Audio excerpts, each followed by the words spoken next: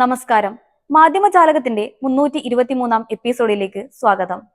2024 വിടവാങ്ങിയത് മാധ്യമ മേഖലയ്ക്ക് തീരാ നഷ്ടം രേഖപ്പെടുത്തിയ MTയുടെ നിര്യാണവുമായാണ്. പുതുവർഷമാകട്ടെ മാധ്യമ മേഖലയെ ഞെട്ടിച്ചുകൊണ്ട് മറ്റൊരു വിടവാങ്ങലിനു കൂടി സാക്ഷ്യം വഹിക്കുകയാണ്. മുതിർന്ന മാധ്യമപ്രവർത്തകനും എഴുത്തുകാരനും തിരക്കഥാകൃത്തുമായ S. ജയചന്ദ്രൻ നായർ വിടവാങ്ങി.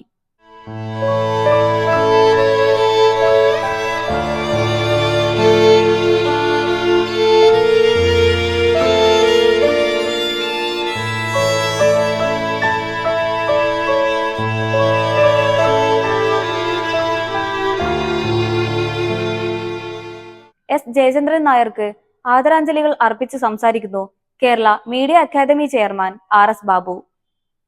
MTയുടെ വിയോഗത്തിൻ്റെ നൊമ്പരം വിട്ടുമാറും മുമ്പേ സാഹിതീയ പത്രപ്രവർത്തനത്തിലെ മറ്റൊരു ഉന്നത ശീർഷനായ പത്രാധിപർ വിട പറഞ്ഞിരിക്കുന്നു.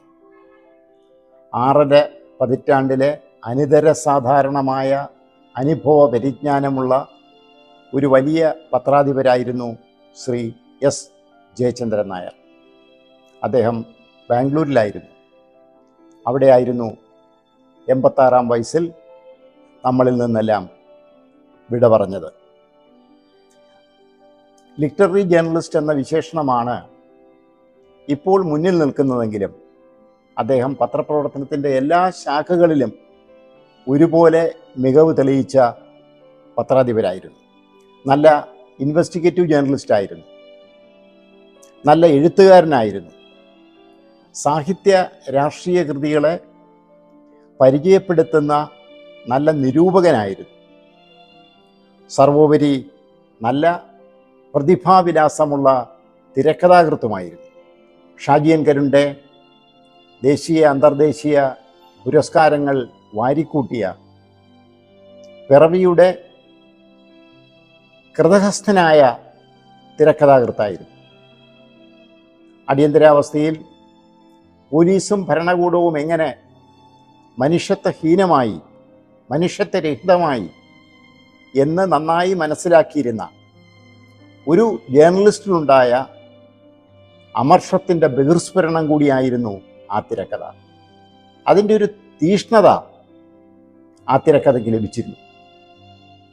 പിന്നീട് ഷാജി തന്നെ സംവിധാനം ചെയ്ത സൊമ്മിൻ്റെ തിരക്കഥാകൃത്തും നിർമ്മാതാവുമായിരുന്നു ജയചന്ദ്രൻ നായർ.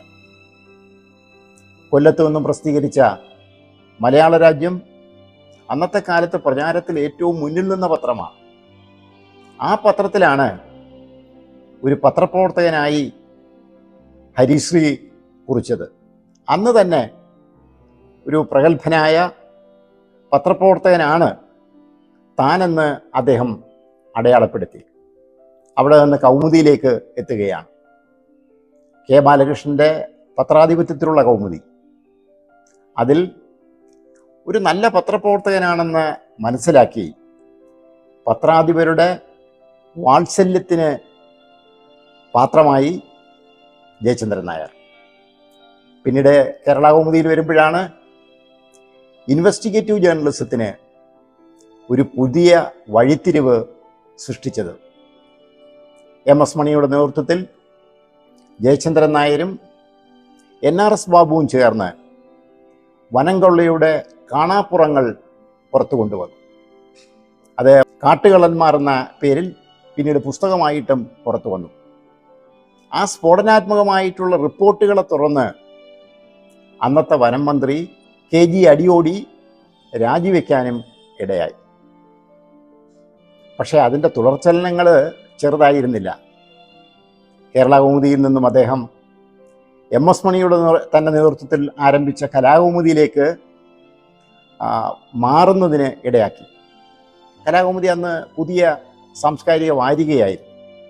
ആ സാംസ്കാരിക വാരികയുടെ സാംസ്കാരിക മുഖമായി S. ജയചന്ദ്രൻ നായർ മാറി.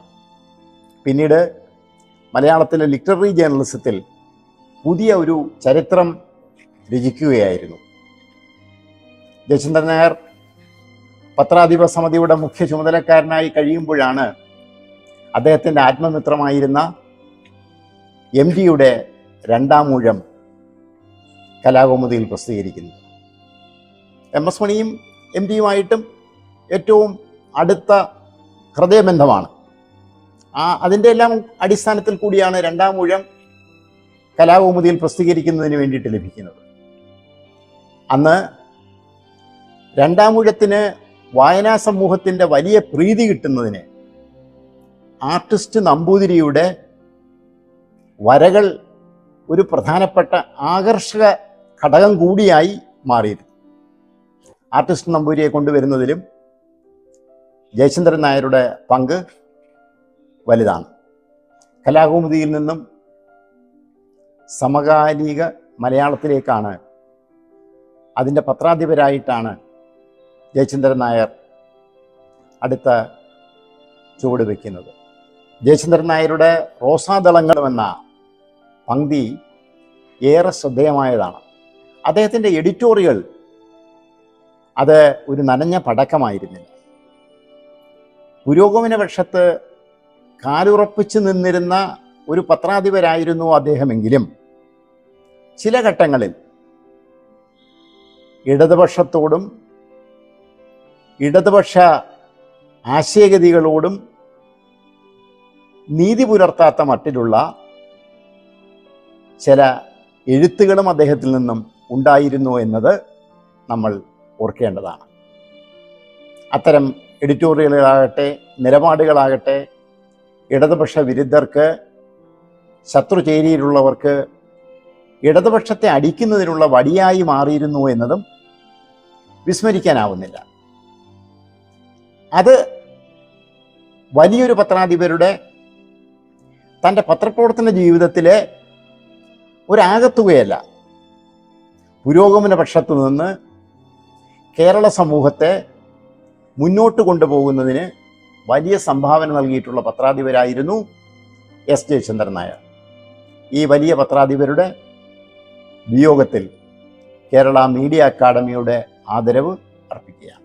അന്തരിച്ച മഹാനായ സാഹിത്യകാരൻ MT വാസുദേവൻ നായർക്ക് ശ്രദ്ധാഞ്ജലി അർപ്പിച്ചുകൊണ്ട് സാംസ്കാരിക വകുപ്പിന്റെ ആഭിമുഖ്യത്തിൽ 2024 ഡിസംബർ 31 തിരുവനന്തപുരത്ത് ടാഗോർ തിയേറ്ററിൽ അനുസ്മരണ സമ്മേളനം സംഘടിപ്പിച്ചു.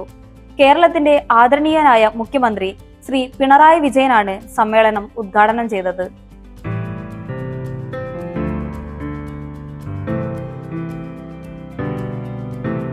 MTയുടെ സാന്നിധ്യം അനുഭവിച്ചറിഞ്ഞവർക്ക് ഒരിക്കലും മറക്കാൻ കഴിയുന്നതല്ല ആ സ്നേഹവും പരിഗണനയും. മലയാള ഭാഷയുടെ ഉപാസകനായ MTയുടെ മലയാളത്തിനോടുള്ള സ്നേഹവും നല്ല മലയാളം അന്യമായ പുതുതലമുറയോടുള്ള ഉത്കണ്ഠയും നേരിട്ടറിഞ്ഞ കൂടിക്കാഴ്ചകളെ ഓർത്തെടുക്കുന്നതായിരുന്നു മുഖ്യമന്ത്രിയുടെ ഉദ്ഘാടന പ്രസംഗം.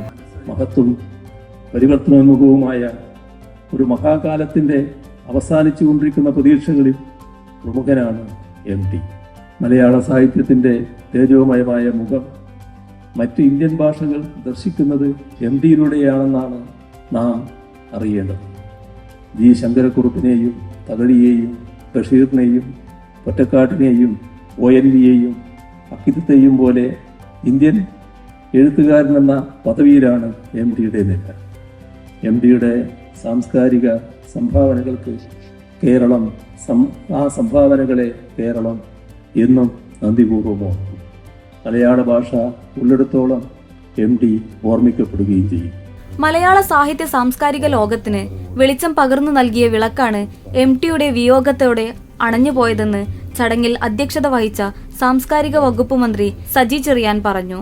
മാതൃഭൂമി ആഴ്ചപ്പതിപ്പിന്റെ പത്രാധിപരായിരുന്ന MT പുതുതലമുറയിലെ എഴുത്തുകാർക്ക് സാഹിത്യം ഒരു സാധ്യതയാണെന്ന ആത്മവിശ്വാസം പകർന്നു നൽകിയ വഴികാട്ടിയായിരുന്നുവെന്ന് പ്രമുഖ എഴുത്തുകാരനും ഈ വർഷത്തെ എഴുത്തച്ഛൻ പുരസ്കാര ജേതാവുമായ NS മാധവൻ അനുസ്മരിച്ചു.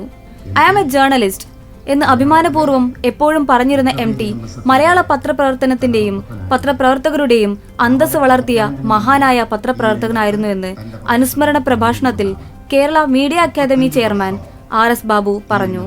ചീഫ് സെക്രട്ടറി ശാരദ മുരളീധരൻ ചടങ്ങിൽ സ്വാഗതം ആശംസിച്ചു. ഭക്ഷ്യ പൊതുവിതരണ വകുപ്പ് മന്ത്രി GR അനിൽ, ചലച്ചിത്ര വികസന corporation chairman Shaji N Karun, A Rahim MP, കവിയും എഴുത്തുകാരനുമായ മുൻ chief secretary K Jayakumar IAS, പ്രശസ്ത കവി V മധുസൂദനൻ നായർ, ചലച്ചിത്ര നിർമ്മാതാവ് G സുരേഷ് കുമാർ, ചലച്ചിത്ര അക്കാദമി ചെയർമാൻ പ്രേംകുമാർ, ജില്ലാ പഞ്ചായത്ത് പ്രസിഡന്റ് ഡി സുരേഷ് കുമാർ, സംഗീത സംവിധായകൻ എം ജയചന്ദ്രൻ, ചലച്ചിത്ര നടി മേനക സുരേഷ്, നടി ജലജ, സംവിധായകനും നടനുമായ മധുപാൽ, ഛായാഗ്രാഹകൻ വേണു, കവി മുരുകൻ കാട്ടാക്കട, സാഹിത്യകാരൻ അശോകൻ ചരുവിൽ, പത്രപ്രവർത്തകൻ VS രാജേഷ് എന്നിവരും MTയെ അനുസ്മരിച്ചു. സാംസ്കാരിക വകുപ്പ് ഡയറക്ടർ ഡോക്ടർ ദിവ്യ S അയ്യർ നന്ദി അറിയിച്ചു. കൈവച്ച മേഖലകളിലെല്ലാം പ്രതിഭാസ്പർശം തെളിമയോടെ അടയാളപ്പെടുത്തിയ MT വാസുദേവൻ നായരുടെ 3 വ്യാഴവട്ടക്കാലത്തെ മാധ്യമപ്രവർത്തന ജീവിതം ഓർത്തെടുക്കുന്നു ഡോക്ടർ സെബാസ്റ്റ്യൻ പോൾ.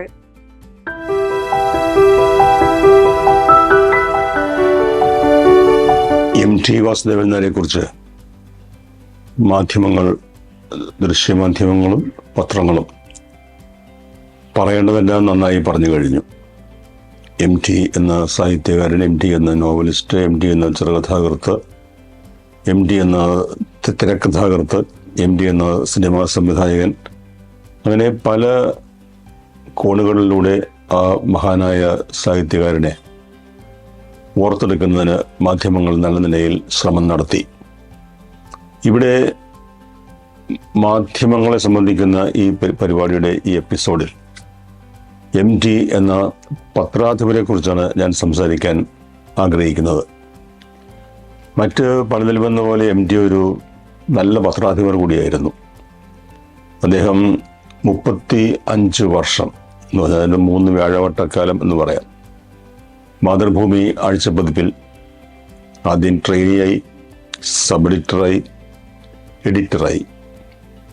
എഡിറ്റർ എന്ന് പറയുമ്പോൾ മാതൃഭൂമി ദിനപത്രം ഒഴികെയുള്ള എല്ലാ പീരിയോഡിക്കൽസിൻ്റെയും എഡിറ്റർ, ആ പദവി വരെ അദ്ദേഹം എത്തി. അവിടെ ഇരുന്നു കൊണ്ട് അദ്ദേഹം അവിടെ വന്നുകൂടുന്ന കഥയിലേതെങ്കിലും എടുത്ത് പ്രസിദ്ധപ്പെടുത്തുക എന്നതിനപ്പുറം ആഴ്ചപ്പതിപ്പിനെ, മാതൃഭൂമി ആഴ്ചപ്പതിപ്പിനെ സവിശേഷമാക്കുന്ന ചില ഘടകങ്ങൾ അക്കാലത്തുണ്ടായിരുന്നു. NV കൃഷ്ണവാര്യർ പത്രാധിപർ. NV കൃഷ്ണവാര്യരുടെ കാലത്ത് വൈജ്ഞാനിക പത്രപ്രവർത്തനത്തിന് വലിയ പ്രാധാന്യം നൽകപ്പെട്ടിരുന്നു.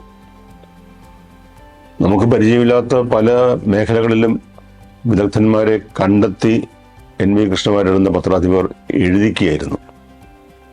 പെട്ടെന്ന് എനിക്ക് ഓർമ്മ വരുന്നത് എൻ്റെ പ്രൊഫസർ ആയിരുന്ന നീലകണ്ഠൻ. അദ്ദേഹം കേരളത്തിലെ പക്ഷികളെക്കുറിച്ച് എഴുതിയിട്ടുള്ള പുസ്തകം, അതന്നൊരു പുതുമയായിരുന്നു. അങ്ങനെയുള്ള പല വിഷയങ്ങളും. അന്നത്തെ സിനിമ റിവ്യൂ പോലും ഒരു നവീനമായ അനുഭവമായിരുന്നില്ലേ, സിനിക്കും കോഴിക്കോടിനും ഒക്കെ ചേർന്ന് നടത്തിയിരുന്നത്. MT വാസുദേവൻ നായർ അവിടെ ചുമതലയേറ്റപ്പോൾ അദ്ദേഹം കഥകളുടെ രംഗത്താണ് കൂടുതൽ, സർഗാത്മകമായ രചനകളുടെ കാര്യത്തിലാണ് ശ്രദ്ധ വെച്ചത്. കൃഷ്ണവാര്യർ അദ്ദേഹത്തിന് നൽകിയ ഉപദേശം ഒരു കഥയും വായിക്കാതെ വിടരുത് എന്നായിരുന്നു. അതുകൊണ്ട് തൻ്റെ മേശപ്പുറത്ത് കുമിഞ്ഞുകൂടുന്ന എല്ലാ കഥകളും MT വായിച്ചിട്ടുണ്ട്. അതിൽ കൊള്ളാവുന്നത് തിരഞ്ഞെടുത്തിട്ടുണ്ട്. പരിഷ്കരിക്കേണ്ടതിന് പരിഷ്കാരങ്ങൾ നിർദ്ദേശിച്ചിട്ടുണ്ട്. എൻ്റെ സുഹൃത്ത് കൊച്ചിയിലെ ജോസഫ് വൈറ്റില എന്നൊരു കഥാകൃത്ത് ഒരു ചെറുകഥ എഴുതിയപ്പോൾ അദ്ദേഹം ചെറിയ പ്രസിദ്ധീകരണങ്ങൾക്കൊന്നും അല്ലാതെ കൊടുത്തത്, അദ്ദേഹം അത് മാതൃഭൂമി ആഴ്ചപ്പതിപ്പിന് അയച്ചു കൊടുത്തു. പ്രസിദ്ധീകരിക്കുമെന്ന ഉദ്ദേശത്തോടെ ഒന്നും ആയിരിക്കില്ല, പക്ഷേ ഏറെ വൈകാതെ അത് പ്രസിദ്ധീകരിക്കുകയും ജോസഫിന് ഒരു സാമ്പത്തിക പ്രശ്നം നിലനിൽക്കുന്ന ഒരു ഘട്ടത്തിൽ ആ കഥയുടെ പ്രതിഫലം മണി ഓർഡറായി അദ്ദേഹത്തെ തേടിയെത്തുകയും ചെയ്ത കാര്യം ജോസഫ് വൈറ്റില പറഞ്ഞിട്ടുണ്ട്. പലർക്കും അത്തരം അനുഭവങ്ങളുണ്ടാകും. സാഹിത്യകാരൻ പത്രാധിപരാകുന്നതും പത്രാധിപർ സാഹിത്യകാരനാകുന്നതും വലിയ പുതുമയുള്ള കാര്യമല്ല. നമുക്കെല്ലാം പരിചയമുള്ള ഗബ്രിയേൽ ഗാർഷ്യ മാർക്കസ്, അദ്ദേഹം പത്രപ്രവർത്തകനായിരുന്നു. എഴുത്തുകാരൻ എന്നതിലുപരി ഒരു പത്രപ്രവർത്തകനായിരിക്കുന്നതാണ് അഭികാമ്യം, എനിക്കിഷ്ടം എന്നുകൂടി മാർക്കസ് പറഞ്ഞിട്ടുണ്ട്. പക്ഷെ അദ്ദേഹം ദിനപത്രത്തിൽ അല്ലെങ്കിൽ വാർത്തകളെ സംബന്ധിക്കുന്ന പത്രപ്രവർത്തനം, ന്യൂസ് ജേർണലിസം ആയിരുന്നു. MT അങ്ങനെയല്ല. അദ്ദേഹം പുതിയ എഴുത്തുകാരെ കണ്ടെത്തുകയായിരുന്നു. സേതുവും OV വിജയനും M മുകുന്ദനും പുനത്തിൽ കുഞ്ഞന്തുള്ളയും അങ്ങനെ എത്രയോ പേരുകൾ നമുക്ക് പറയാനുണ്ട്. അവിടെയാണ് ഒരു പത്രാധിപർ ദൗത്യം നിർവഹിക്കുന്നത്. അത് വലിയൊരു കാര്യം തന്നെയാണ്. കിട്ടിയ അവസരം പ്രയോജനപ്പെടുത്തി ഉള്ള പേജുകളിലൊക്കെ തന്നെ സാഹിത്യകൃതികൾ കൊണ്ട് നിറയ്ക്കുക എന്ന സമീപനം MT വാസുദേവൻ നായർക്ക് ഇല്ലായിരുന്നു. പത്രാധിപരായിരിക്കുമ്പോൾ അദ്ദേഹം വളരെ കുറച്ചേ എഴുതിയിട്ടുള്ളൂ. എഴുത്ത് നിർത്തി എന്ന് വേണമെങ്കിലും പറയാം. അവന് പകരം അദ്ദേഹം എഴുത്തുകാരെ കണ്ടെത്തുകയായിരുന്നു, അവരെ പ്രോത്സാഹിപ്പിക്കുകയായിരുന്നു, നിർദ്ദേശങ്ങൾ നൽകി തിരുത്തലുകൾ നിർദ്ദേശിച്ച് അവരുടെ കലാസൃഷ്ടിക്ക് കൂടുതൽ മൂല്യം വർദ്ധിപ്പിക്കുന്ന ഒരു ശ്രമം കൂടി ആ പത്രാധിപർ ചെയ്തിരുന്നു. മലയാളത്തിലെ സാഹിത്യകാരന്മാരെ വിശ്വസാഹിത്യവുമായി ബന്ധപ്പെടുത്തി, ഫ്രഞ്ച് സാഹിത്യവുമായി ബന്ധപ്പെടുത്തി അവർക്ക് പുതിയ വഴികൾ തുറന്നു കൊടുത്ത മഹാപ്രതിഭാശാലിയാണ് കേസരി ബാലകൃഷ്ണപിള്ള. MB പോളിനെയും ആ കൂട്ടത്തിൽപ്പെടുത്താം. അവർക്ക് ശേഷം ഒരുപക്ഷെ മലയാളത്തിലെ എഴുത്തുകാർക്ക് ഇത്രമാത്രം വഴി തുറന്നു കൊടുത്ത മാർഗദർശി എന്ന് വിശേഷിപ്പിക്കാവുന്ന മറ്റൊരു വ്യക്തി ഉണ്ടായിട്ടില്ല MT വാസുദേവൻ നായരെ പോലെ. അതാണ് MT എന്ന എഡിറ്ററുടെ മഹാത്മ്യം. നല്ല എഡിറ്റർമാർ എപ്പോഴും ചെയ്യാറുണ്ട്. അപ്പോൾ മലയാളിയായ പോത്തൻ ജോസഫാണ് ഏതോ ചെറിയ പ്രസിദ്ധീകരണത്തിൽ പടങ്ങൾ വരച്ച് ഇല്ലസ്ട്രേഷനൊക്കെ വരച്ച് കഴിഞ്ഞിരുന്ന ശങ്കർ എന്ന മലയാളിയെ ഡൽഹിയിൽ കൂട്ടിക്കൊണ്ടുപോയി ഹിന്ദുസ്ഥാൻ ടൈംസിൽ കാർട്ടൂണിസ്റ്റായി നിയമിക്കുകയും ഇന്ത്യയിലെ പൊളിറ്റിക്കൽ കാർട്ടൂണിങ്ങിന്റെ കുലപതിയായി ശങ്കറെ മാറ്റി എടുക്കുകയും ചെയ്തത്. ഫ്രാങ്ക് മൊറീസിനെ കുറിച്ച് KPS മേനോൻ പറഞ്ഞിട്ടുണ്ട്. അവർ ഒരു യാത്രയിൽ, ചൈനയിലേക്ക് മറ്റുള്ള യാത്രയിൽ ഏതോ ഒരു സത്രത്തിൽ രാത്രി തങ്ങുമ്പോൾ KPS മേനോൻ എഴുതിയ പുസ്തകത്തിന്റെ മാനസ്ക്രിപ്റ്റ് ഒന്ന് വായിക്കാൻ കൊടുത്തു. നേരം വെളുത്തി വന്നപ്പോൾ ഫ്രാങ്ക് മൊറീസ് അത് അടിമുടി മറിച്ച് പുസ്തകത്തിന്റെ പേര് പോലും മാറ്റിയിരിക്കുന്നു. പക്ഷെ അപ്പോഴാണ് അത് പുസ്തകമായത് എന്ന് KPS മേനോൻ പറഞ്ഞു. പുനത്തിൽ കുഞ്ഞബ്ദുള്ളയും അത് തന്നെ പറഞ്ഞിട്ടുണ്ട്. താൻ എഴുതി കൊടുത്ത നോവൽ, അതിലെ ആദ്യ വാചകം പോലും അപ്രത്യക്ഷമായി MT വായിച്ചു വന്നപ്പോൾ. മീസാൻ കല്ലുകൾ എന്നാണ് പുനത്തിൽ കുഞ്ഞബ്ദുള്ള നോവലിന് പേരിട്ടിരുന്നത്. അത് വെട്ടി MTയുടെ പേനയിലൂടെയാണ് നമുക്കെല്ലാം ഇന്ന് പരിചയമുള്ള സ്മാരകശിലകൾ എന്ന പേരുണ്ടായത്. അതൊരു അത്ഭുതകരമായ പ്രവൃത്തിയാണ് ഒരു എഡിറ്റർ ചെയ്യുന്നത്, ലിറ്റററി എഡിറ്റർ. അത് MT തുറന്നിട്ട ഒരു സരണിയാണ്. ആ സരണിയിലൂടെ പുതിയ എഴുത്തുകാരെ കണ്ടെത്തി കൈപിടിച്ച് ഉയർത്തുന്നതിന് പ്രാഗൽഭ്യം മാത്രം പോലെ നല്ല മനസ്സുകൂടി വേണം. അവിടെ ഒരു പെരുന്തച്ഛനായി ലിറ്റററി എഡിറ്റർ മാറണം. അങ്ങനെ പെരുന്തച്ഛനായിരുന്നു MT. പക്ഷെ അദ്ദേഹത്തിന് ഒരിക്കലും ആ പെരുന്തച്ഛൻ കോംപ്ലക്സ് ഉണ്ടായിരുന്നില്ല. അതുകൊണ്ടാണ് അദ്ദേഹത്തിൻ്റെതായ ആ എഴുത്തിനുള്ള സമയവും എല്ലാം മാറ്റിവെച്ചുകൊണ്ട് രചന തന്നെ പരിമിതപ്പെടുത്തിക്കൊണ്ട് പുതിയ രചയിതാക്കളെ കണ്ടെത്തുന്നതിന് ശ്രമിക്കുകയും അവരെ പ്രോത്സാഹിപ്പിക്കുകയും അവരിൽ നിന്ന് നല്ല ആശയങ്ങൾ ഉൾക്കൊള്ളുകയും ഒക്കെ ചെയ്യുന്ന മഹാനായ, മലയാളത്തിന് അപരിചിതനായ ഒരു സംഗതിയായിരുന്നു അത്, ഈ ലിറ്റററി എഡിറ്റർ എന്നുള്ളത്. എന്താണ് ലിറ്റററി എഡിറ്റർ എന്ന് മലയാളത്തിലെ എഴുത്തുകാരെയും പഠിപ്പിച്ച മഹാനായ ഒരു വ്യക്തി കൂടിയാണ് കടന്നുപോയിരിക്കുന്നത്. പ്രയോഗങ്ങളിലെ വൈവിധ്യമാണ് വാക്കുകളെ ശ്രദ്ധിക്കപ്പെടുന്നതാക്കുന്നത്. തലക്കെട്ടുകളിലൂടെയുള്ള കണ്ണോടിക്കൽ രസാവഹമാക്കുന്നതും ഇതേ വൈവിധ്യം തന്നെയാണ്. വാക്കിലെ ശരിയിൽ ST പ്രിൻസ് സംസാരിക്കുന്നു.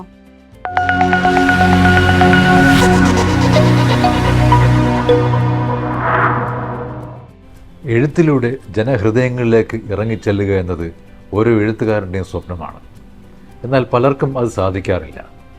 എന്നാൽ ചിലർക്കാകട്ടെ അവരെഴുതുന്ന എന്തും ജനഹൃദയങ്ങളിൽ ആഴത്തിൽ പതിക്കും. അത്തരമൊരു എഴുത്തുകാരനായിരുന്നു MT വാസുദേവൻ നായർ. MT വാസുദേവൻ നായർ അത്യാസന്ന നിലയിൽ ആശുപത്രിയിൽ കഴിയുമ്പോൾ സാമൂഹിക മാധ്യമങ്ങളിൽ ആരോ എഴുതി ഓർമ്മ വരുന്നു, ഞങ്ങളുടെയൊക്കെ യൗവനമാണ് ആ വെന്റിലേറ്ററിൽ കിടക്കുന്നത്.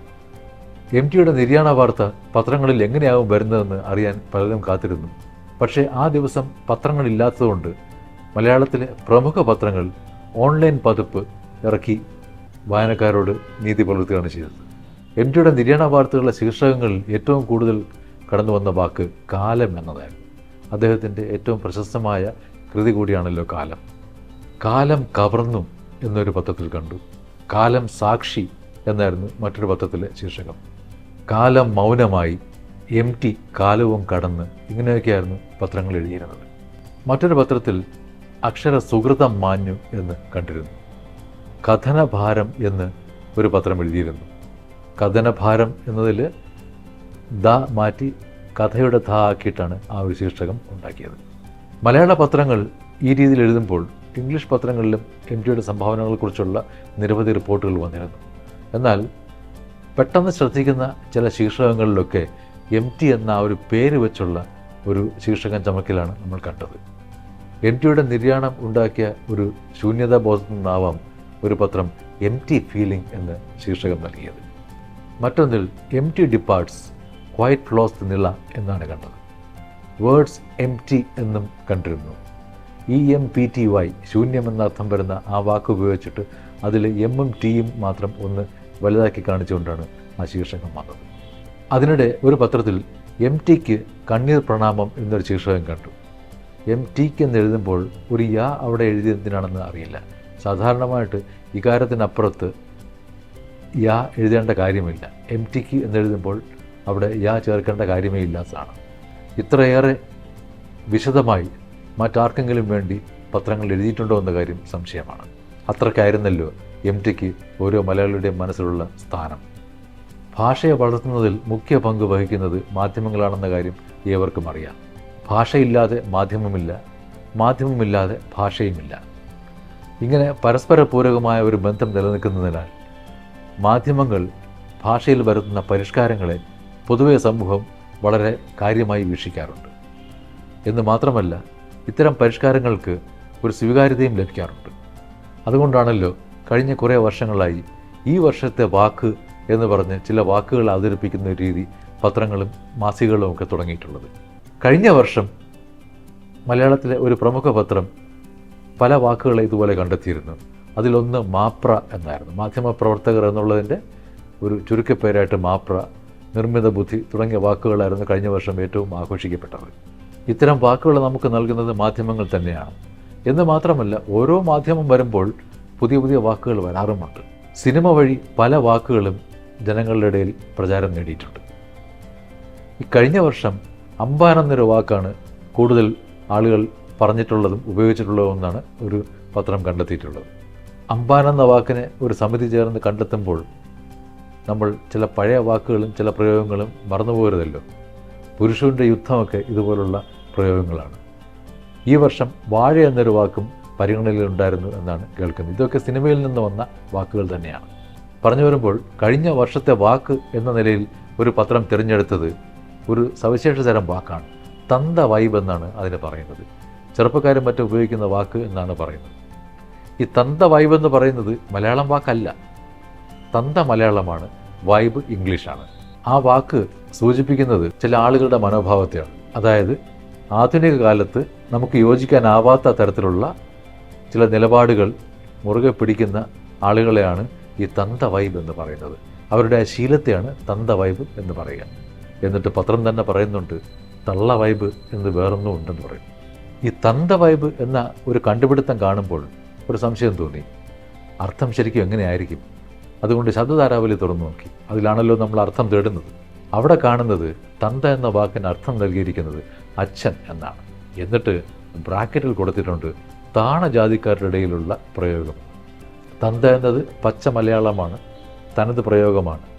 അതിന് ഈ താണജാതിക്കാർക്കിടയിലുള്ള ഒരു പ്രയോഗമെന്ന് കൊടുത്തിരിക്കുന്നതിൽ തന്നെ ഒരു തന്ത വൈബ് കാണാനുണ്ട് എന്നേ പറയാനാവും. ഇത് പറയുമ്പോഴാണ് തന്ത എന്ന വാക്ക് ഫാഷനബിൾ അല്ലാതായിട്ട് ഒരുപാട് കാലമായിട്ടുണ്ടാവും. പക്ഷേ ഈ തന്ത എന്ന വാക്കിനൊപ്പം വേറെ ചില പ്രയോഗങ്ങളുണ്ട്. തന്തയാൻ, തന്തിയാൻ, തന്തേൻ എന്നൊക്കെ. അത് ഓരോ പ്രദേശത്തെയും ഒരു രീതി അനുസരിച്ച് അവർ ഉപയോഗിക്കുന്ന ഭാഷയാണ്. തന്തപ്പഴവൻ എന്നൊരു പ്രയോഗവും നിഘണ്ടുവിൽ കാണുന്നുണ്ട്. പക്ഷേ ഇതൊക്കെയാണെങ്കിലും തന്തി ആപ്പീസ് എന്ന് പറഞ്ഞാൽ അത് തന്തയുമായിട്ട് ബന്ധമുള്ളതല്ല, കമ്പി ആപ്പീസാണ്. ഇങ്ങനെ വാക്കുകൾ നമ്മളെ പല രീതിയിൽ അത്ഭുതപ്പെടുത്തിക്കൊണ്ടിരിക്കും. അത് പഴയ വാക്കാണെങ്കിലും പുതിയ വാക്കാണെങ്കിലും അവ ഉണ്ടാക്കുന്ന വൈബ് എന്തെന്ന് അത് ഓരോരുത്തരും അനുഭവിച്ചറിയുമ്പോൾ മാത്രം നമുക്ക് തിരിയുന്ന ഒരു കാര്യമാണ്. മാധ്യമജാലകത്തിന്റെ ഈ എപ്പിസോഡ് ഇവിടെ പൂർണ്ണമാകുന്നു. നന്ദി, നമസ്കാരം.